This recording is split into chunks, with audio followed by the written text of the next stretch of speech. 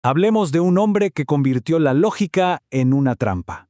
Una de la que nadie, absolutamente nadie, pudo escapar durante 2 milenios. Hoy vamos a explorar las ideas de Zenón de Elea, el filósofo que usó el poder de la razón para crear acertijos que, todavía hoy, nos hacen dudar de lo que vemos. Muy bien, vamos a meternos de lleno en el asunto con la pregunta que lo empezó todo. Imaginen una carrera que, lógicamente, es imposible de ganar.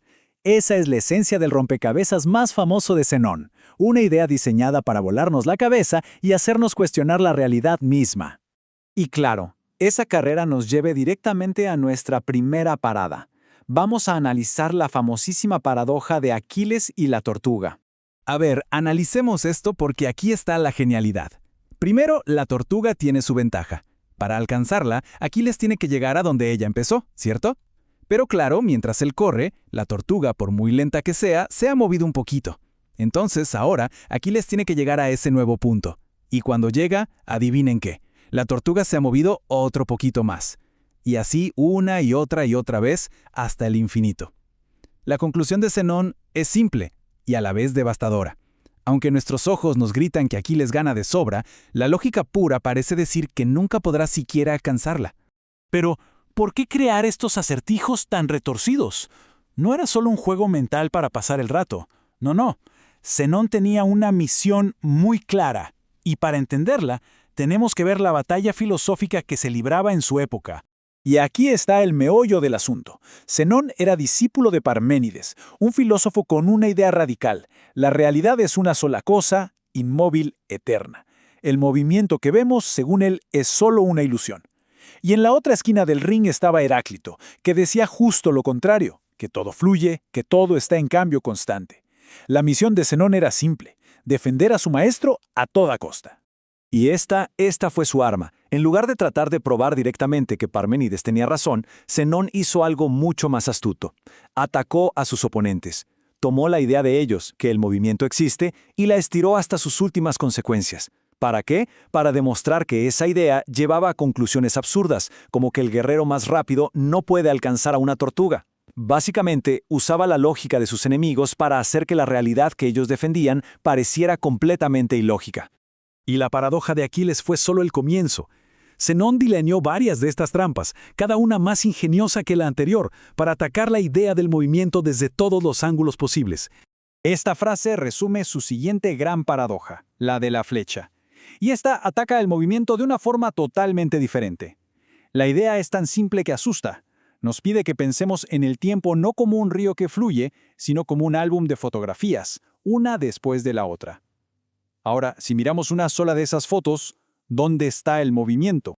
El argumento se construye así. El tiempo es una sucesión de momentos congelados, de instantes.